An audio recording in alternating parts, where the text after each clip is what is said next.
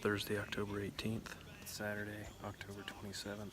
It's now October 28th, Sunday. It's Tuesday, November 6th. It's Wednesday, November 7th. It's Friday, November 9th. It's Thursday, November 15th, about 2 o'clock. I got on here about a half an hour ago. I'm in the ridge stand. It's about 30 degrees, winds out of the northwest. It's pretty slight though, there's not much.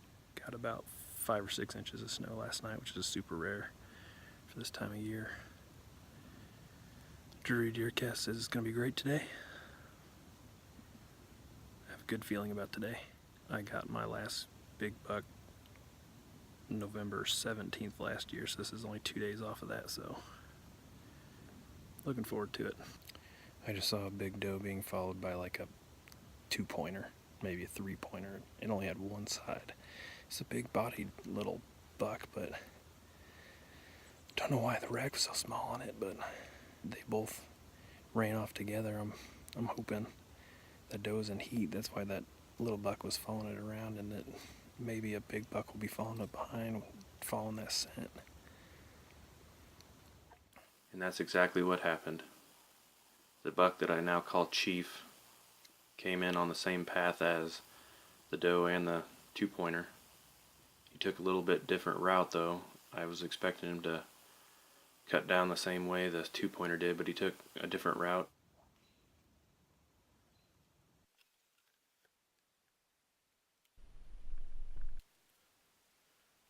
And gave me a good shot within 15 yards. He ran for about 40.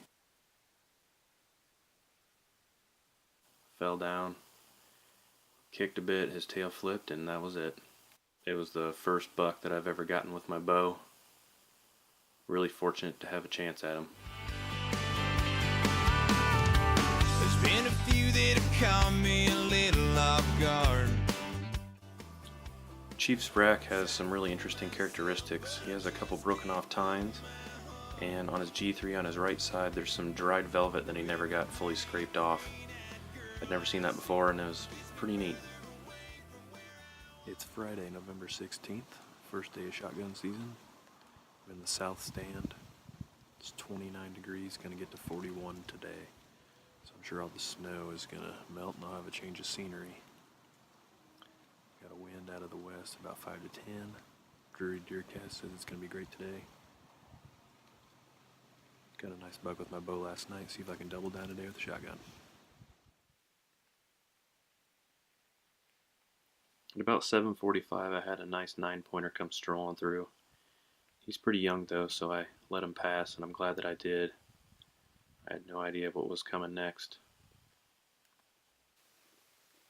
In a couple of years, this one will be a real nice deer. So unfortunately I didn't get it on camera, but I had a big buck run in following a doe. He ran directly north of me and I shot, knocked him down, and I thought that did it, but then after about 2-3 minutes he raised his head up like he was thinking about trying to get up and run again, so grabbed my gun, loaded another shell, and finished him off. He kicked a couple times and took one last deep breath, and that was it. Just wish I would have got it all on camera. It just happened so fast. Best deer hunting weekend of my life. Yesterday's deer was almost as big as my biggest, and this one, I haven't seen it up close yet, but I'm positive that it's bigger than my biggest. So this is my biggest deer that I've ever gotten. Super happy.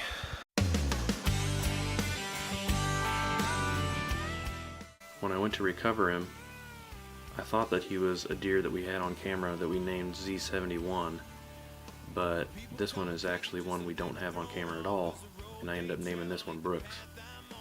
And he's a nice 10-pointer, very typical.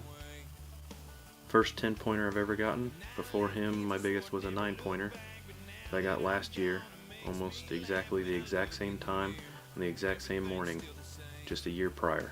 I hunted pretty often this bow season, but it came right down to the wire. I ended up getting my 8-pointer the day right before shotgun season started, and I got my shotgun tag filled the very next day on the opening morning.